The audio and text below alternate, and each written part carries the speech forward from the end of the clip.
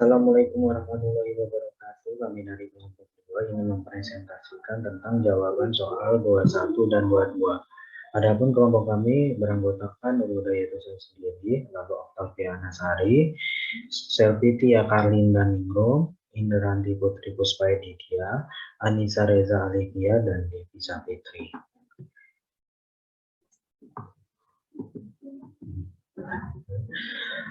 Untuk soal latihan 21 di 4.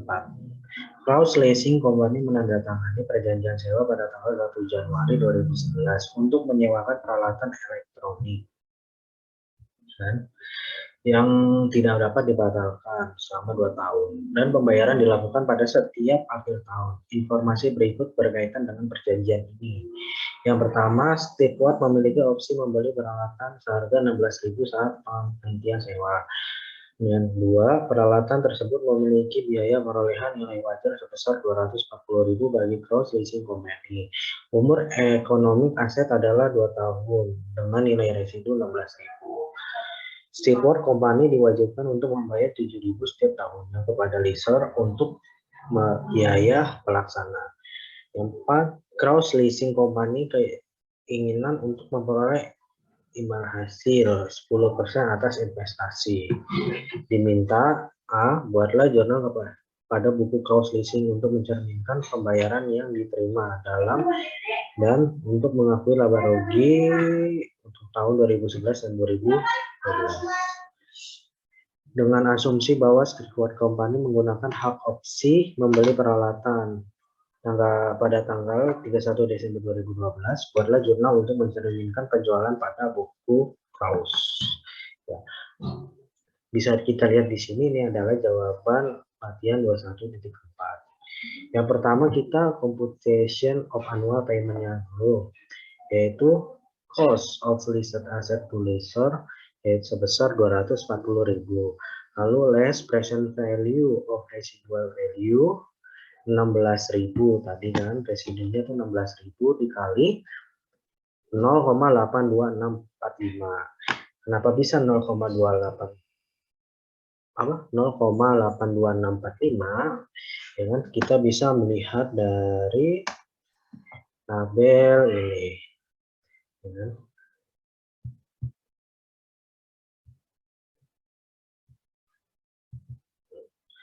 Pada tabel ini dengan tingkat suku bunga 10% dan jangka waktu 2 tahun, maka akan mendapatkan present value 0,826.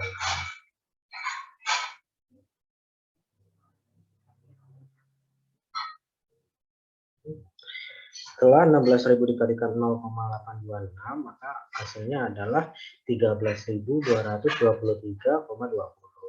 Amount to be recovered through lease payment sebesar 226.776,80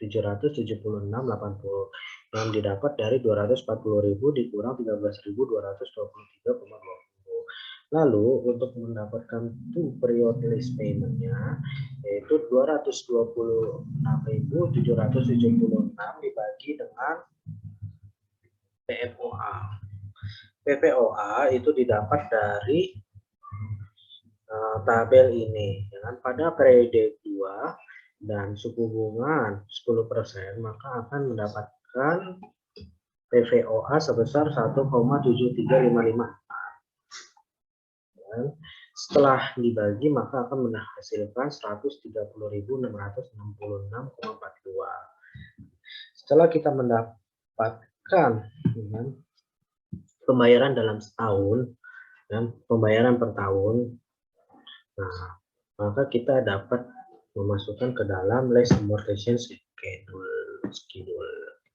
Ya kan? Bisa dilihat di sini. Kita sudah, maka akan kita jawab nomor A. Dan pada tanggal 1 Januari 2011, maka jurnalnya adalah receivable 240.000 dan equipment dikredit sebesar 240.000. Lalu tanggal 31 Desember 2011 maka jurnalnya yaitu debit cash sebesar 137.666,4 itu didapat dari 130.666,42 ditambah 7.000. Lalu executory cost payable sebesar 7.000. Di kredit list receivable sebesar 106.696,42 di kredit dan interest revenue 24.000 di kredit. Pada tanggal 31 Desember 2012 yaitu cash di debit sebesar 137.666,42 dan di kredit ada executory cost payable sebesar 7.000, lalu list receivable sebesar 117.333,58, lalu interest revenue sebesar 13.332,84, dan untuk jurnal pada penutupnya yaitu tanggal 31 Desember 2012 maka akan diterima cash sebesar 16.000 di debit dan list receivable sebesar 16.000 di kredit. Nah, ini adalah soal latihan 21.11. Pada tanggal 1 Januari, Sekada.com menyewakan bangunan kepada Riker Inc. Informasi yang relevan terkait pada sewa adalah sebagai berikut. Nomor 1, pengaturan secara adalah 10 tahun. Nomor 2, bangunan yang disewakan memiliki biaya perolehan 3.600.000 dan dibeli secara tunai pada tanggal 1 Januari 2011. Yang ketiga, bangunan disusutkan secara garis lurus. Estimasi umur ekonomi adalah 50 tahun tanpa nilai risiko. Nomor 4, pembayaran sewa adalah 220.000 per tahun dan dibuat pada akhir tahun. Nomor 5, beban pajak properti sebesar 85.000 dan biaya asuransi sebesar 10.000 atas bangunan tersebut dibayarkan oleh Sekada pada tahun pertama. Pembayaran dua item ini dilakukan pada akhir tahun. Yang 6, leaser dan lease berada dalam basis tahun kalender.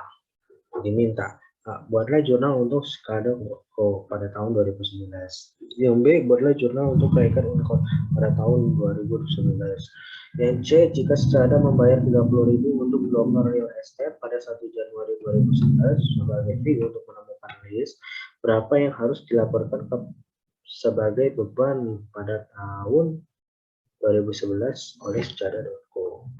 Untuk jawabannya yaitu untuk jawaban A yaitu jurnal untuk Sekada yang pertama adalah pada tanggal 1 Januari 2011 building di debit sebesar 3.600.000 dan cash di kredit sebesar 3.600.000 dan pada tanggal 31 Desember 2011 maka jurnalnya adalah cash di debit sebesar 220.000 dan rental revenue sebesar 220.000 di kredit. Lalu depreciation expense sebesar 72.000 di debit dan accumulate depreciation building di kredit sebesar 72.000. Dan property tax expense 85.000 di debit, insurance expense di debit sebesar 10.000 dan cash di kredit sebesar 95.000. Untuk jurnal yang dilakukan oleh Riker yaitu rent expense 220.000 di debit dan cash 220.000 di kredit. Untuk mengetahui berapa jumlah yang harus dibayarkan untuk fee expense, maka tinggal kita anuin 30.000 dibagi 10 adalah 10 tahun sehingga kita dapat mendapatkan hasil sebesar $3.000.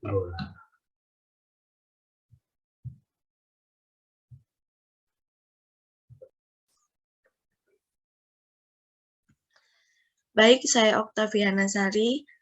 akan melanjutkan menjawab pertanyaan latihan pada bab 22 nomor 2, yaitu perubahan kebijakan metode persediaan. Whitman Company mulai beroperasi pada tanggal 1 Januari 2008 dan menggunakan metode biaya rata-rata untuk menetapkan harga persediaannya. Nah, pada tahun 2011, manajemen sedang mempertimbangkan untuk mengubah metode persediaannya. Berikut adalah informasi yang tersedia untuk tahun 2008 sampai dengan 2010. Laba neto dihitung menggunakan dua metode, yaitu metode biaya rata-rata dan metode FIFO. Pada tahun 2008, metode biaya rata-ratanya sebesar $16.000 dan metode FIFO-nya sebesar $19.000. Dan 2009, metode biaya rata-ratanya sebesar $18.000 dan metode FIFO-nya sebesar $21.000. Yang terakhir yaitu 2010. Metode biaya rata-ratanya sebesar $20.000 dan metode FIFO-nya sebesar $25.000. Yang diminta yaitu jika diabaikan semua pengaruh pajaknya, yang diminta yang pertama yang A, yaitu buatlah jurnal yang diperlukan untuk mencatat perubahan dari metode biaya rata-rata ke metode FIFO pada tahun 2011. Selanjutnya yang ke B yaitu tentukan laba neto yang akan dilaporkan untuk tahun 2008, 2009, dan 2010 setelah memperhitungkan pengaruh perubahan kebijakan akuntansi. Yaitu kita akan menjawab yang A terlebih dahulu.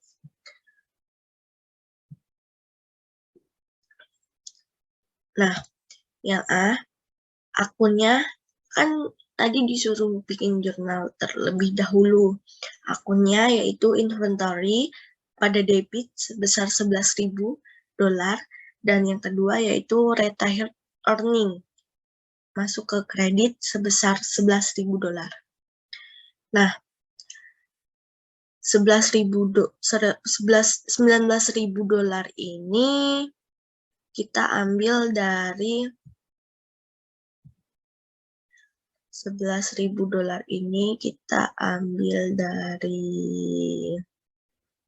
$19.000 ini dari metode FIFO pada 2008 tersebut. Nah, terus selanjutnya ditambah 21.000 ini diambil dari metode FIFO pada tahun 2009. Sebentar, kita tandain terlebih dahulu. Nah, 21.000 tersebut ini. Selanjutnya ditambah lagi sebesar $25.000. $25.000 ini kita ambil dari metode FIFO lagi pada tahun 2010.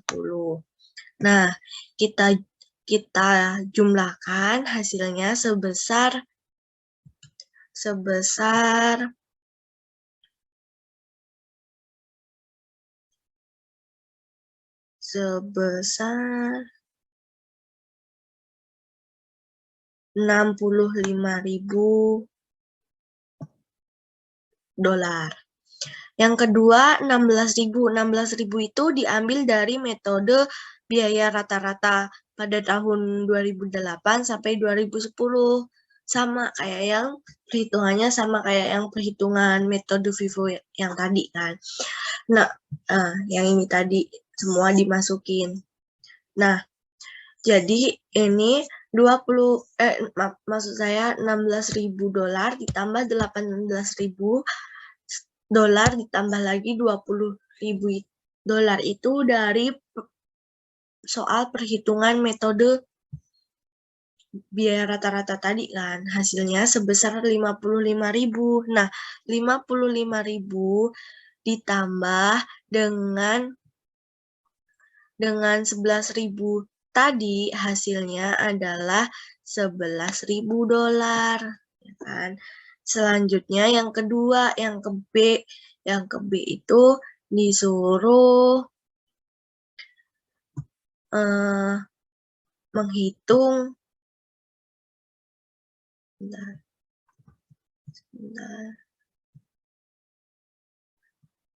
menghitung laba netonya pada tahun 2008 sebesar 19.000, 2009 sebesar 21.000, dan 2010 sebesar 25.000. Begitu. Terima kasih. Robert King membeli aset pada tahun 2007 sebagai berikut, yaitu peralatan estimasi masa manfaatnya 5 tahun, nilai residunya 15.000 dengan total nilai 465.000 US dollar. Terus ada bangunan dengan estimasi masa manfaatnya 10 tahun, dia tanpa nilai residu dan nilainya 780 US dollar. Peralatan tersebut telah disusupkan dengan menggunakan metode jumlah angka tahun selama 3 tahun pertama untuk tujuan pelaporan keuangan. Pada tahun 2010, perusahaan memutuskan untuk merubah metode garis lurus untuk peralatan, tetapi tidak ada perubahan yang dilakukan dalam estimasi masa manfaat ataupun nilai residu. Selain itu, perusahaan juga memutuskan untuk mengubah total estimasi masa manfaat bangunan dari 30 tahun menjadi 40 tahun. Tanpa mengubah estimasi nilai residu, bangunan tersebut disusutkan dengan metode garis lurus. Lalu soalnya diminta untuk buatlah jurnal untuk mencatat beban penyusutan dan peralatan pada tahun 2010. Dan yang B, buatlah jurnal untuk mencatat beban penyusutan untuk bangunan pada tahun 2010. Pembuatan $2 terdekat. Jawabannya untuk yang pertama, dia kan menggunakan sum of the year ya tadi. Dia dari tahun 2007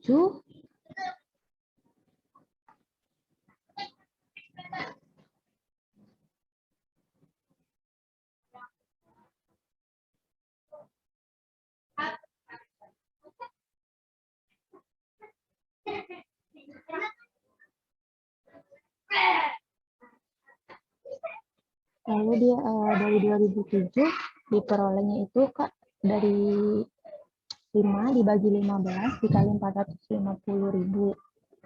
5-nya itu dia karena jumlah tahunnya tadi kan untuk peralatan itu 5 tahun.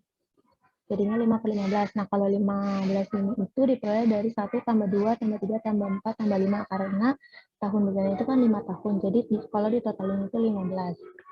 Jadi 5 dibagi 15 dikali 450. 450 ini diperolehnya dari mana? Tadi kan nilai peralatan 465. Lalu dikurangi dengan 15.000. Diperolehlah hasil 450.000. Untuk tahun 2007 diperoleh hasil 150.000 US dollar. Perhitungannya sama untuk tahun 2007 dan 2008 sampai 2009 nanti diperoleh hasil 360. Lalu kita masukkan equipment-nya. Nilai equipment tadi adalah 465. Terus untuk depreciation on debt-nya itu tadi yang sudah kita hitung dari tahun 2007 sampai 2009 sejumlah 360. Lalu kita kurangin peralatan dengan depreciation on debt-nya yang 360 itu diperolehlah nilai book value, nilai 105.000. Lalu kita kurangi dengan residual value dengan nilainya 15.000. 15.000 itu kan tadi kita lihat nih nilainya itu 15.000. Jadi book value dikurangi dengan residu value 15.000 diperoleh 90.000 yang namanya adalah depreciation value. Karena di sini baru yang terpakainya 3 tahun, jadi useful life-nya itu sisa 2 tahun. Lalu nanti depreciation value yang nilai 90.000 ini dikurangi dengan 2 tahun, yaitu diperolehnya 45 tahun. Nah, untuk jurnalnya itu adalah depreciation expense 45.000 pada akumulatif depreciation equipment nilainya 45.000. Lalu untuk menjawab yang B, beban penyusutan bangunan itu adalah nilainya tadi 780.000, ya kan masa manfaatnya itu 30 tahun dibagi dengan 30 years, terus hasilnya itu adalah 26.000 per tahun. 26.000 per tahun itu kita kalikan 3 karena baru digunakan selama 2007 sampai 2009. Jadinya diperoleh 78.000. Itu namanya adalah depreciation to death. Jadi untuk cost of building-nya itu kan tadi 780.000 nilainya. Dikurangi dengan depreciation to death-nya itu tadi kita peroleh 78.000 ya, nilainya ini 78.000 depreciation to death-nya. Terus kita kurangi 780 dengan 78.000 diperoleh 702.000. Namanya adalah book value tahun 2009 pada tanggal 31 Desember. Lalu bagaimana untuk depreciation buat tahun 2010-nya? Tinggal kita hitung tadi nilai building-nya itu kan 780.000 US dollar ini. Kita bagi dengan 40.000 karena tadi kan di soalnya dia diubah ya jadi 40 tahun. 40 tahun dikurangi dengan 3 tahun diperoleh hasil 21.081. Nah, untuk jurnal yang building ini adalah depreciation expense pada accumulated depreciation building senilai 21.081.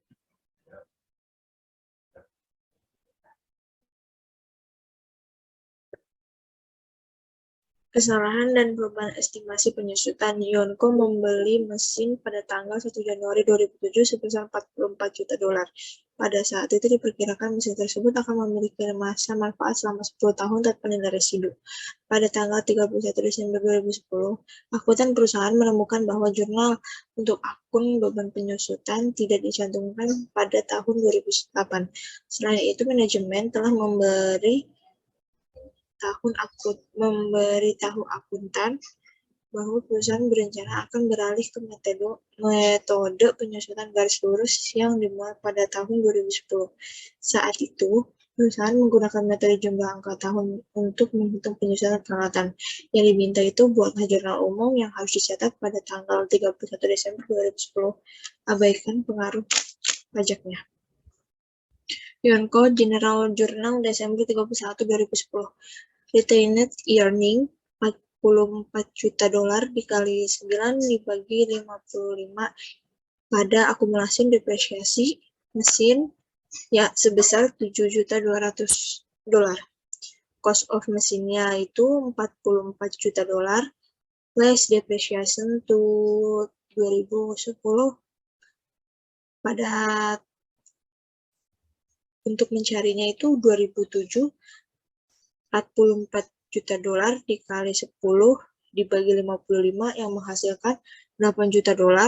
Pada tahun 2008 44 juta dolar dikali 9 dibagi 55 yang menghasilkan 7.200.000 dolar.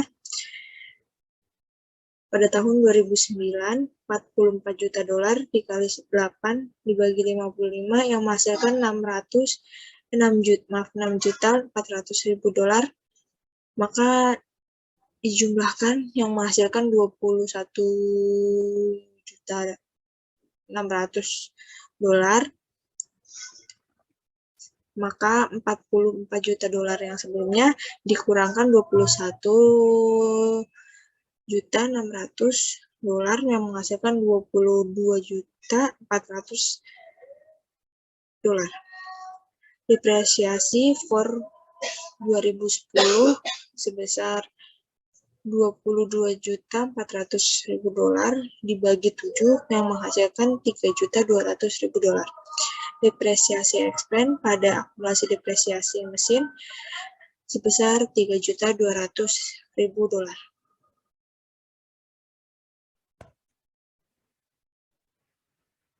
Selanjutnya yaitu latihan 22 strip 10 perubahan penyusutan. Pada tanggal 1 Januari 2006, MC Elroy Company membeli bangunan dan peralatan yang memiliki masa manfaat, nilai residu, dan biaya pokok sebagai berikut. Bangunan, estimasi masa manfaatnya selama 40 tahun. Nilai residunya 50.000 pound sterling, biaya perolehannya 1.200.000 pound sterling. Peralatan, estimasi masa manfaat selama 12 tahun, nilai residu 10.000 pound sterling, biaya perolehan 130.000 pound sterling. Bangunan tersebut telah disusutkan dengan metode saldo menurun ganda sampai tahun 2009. Pada tahun 2010, perusahaan memutuskan untuk mengganti metode penyusutan ke metode garis lurus. MC Elroy juga memutuskan untuk mengubah masa manfaat peralatan menjadi 9 tahun. Dengan nilai residu sebesar 5.000 pound sterling pada waktu itu. Peralatan disusutkan dengan menggunakan metode garis lurus. Yang diminta yaitu bagian A, buatlah jurnal yang diperlukan untuk mencatat beban penyusutan bangunan pada tahun 2010. Yang B, hitunglah beban penyusutan peralatan untuk tahun 2010. Jawabannya, yang bagian A. Compilation of depreciation for 2010 itu perhitungan penyusutan untuk tahun 2010.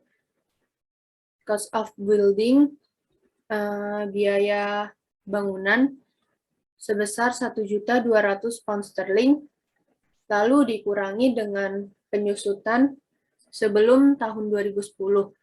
2006, 1.200.000 pound sterling dikurang 0 pound sterling dikali 0,05. 0,05 didapatkan dari 1 dibagi 40 tahun dikali 2, menjadi 0,05. 2006 menjadi 60.000 pound sterling. Tahun 2007, 1.200.000 pound sterling dikurangi dengan 60.000 pound sterling, dikalikan dengan 0,05, menjadi 57.000 pound sterling.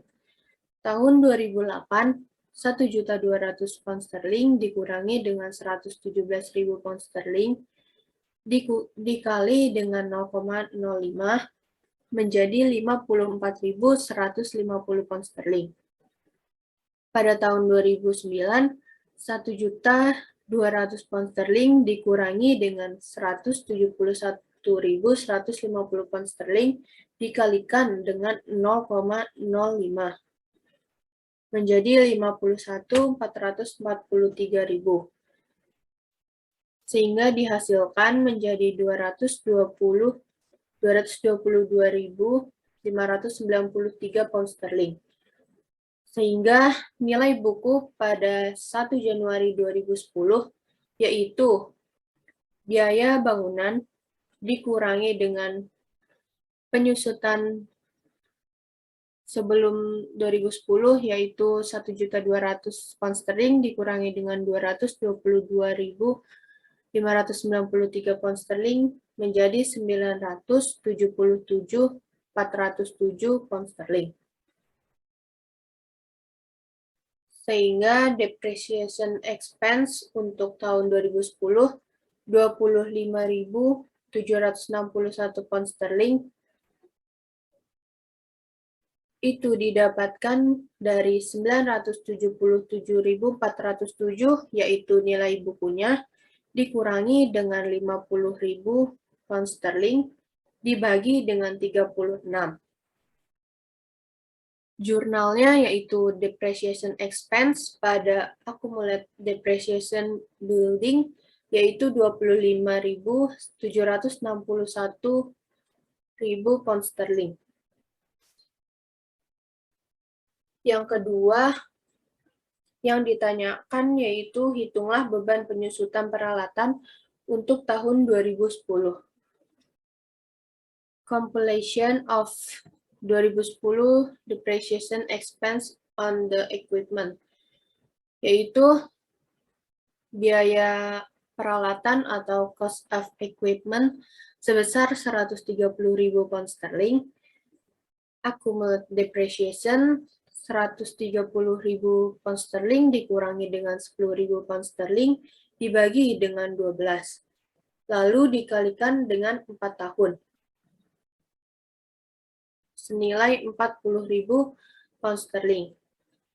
Maka nilai bukunya untuk 1 Januari 2010 yaitu 130.000 pound sterling dikurangi dengan 40.000 pound sterling menjadi 90.000 pound sterling. 2010 depreciation expense 90.000 pound sterling dikurangi dengan 5.000 pound sterling dibagi dengan 9 dikurang 4 tahun menjadi 85.000 pound sterling dibagi 5 tahun sehingga mendapatkan hasil 17.000 pound sterling.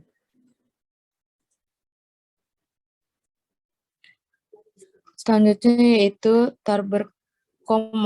membeli peralatan seharga 710.000 yang diperkirakan memiliki masa manfaat 10 tahun dengan nilai residu sebesar 10.000 pada akhir waktu itu. Penyusutan telah dilakukan selama 7 tahun atas dasar garis lurus. Pada tahun 2011, ditentukan bahwa total estimasi masa manfaat akan menjadi 15 tahun dengan nilai residu sebesar 4.000 pada akhir waktu. Yang diminta yaitu yang A, buatlah jurnal jika ada untuk mengoreksi penyusutan tahun-tahun sebelumnya. Yang B, buatlah jurnal untuk mencatat penyusutan tahun 2011.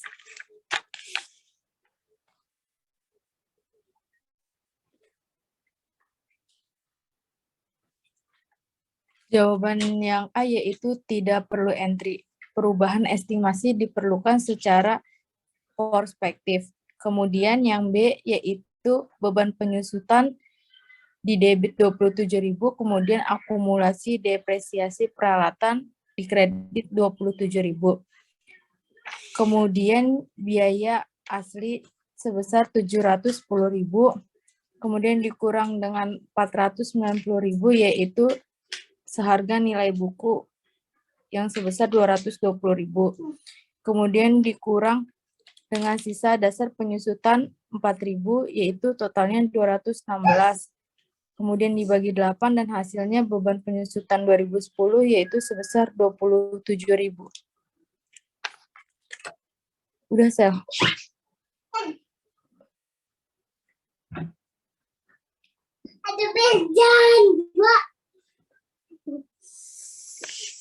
Sekian dan terima kasih. Udah kan, Sel?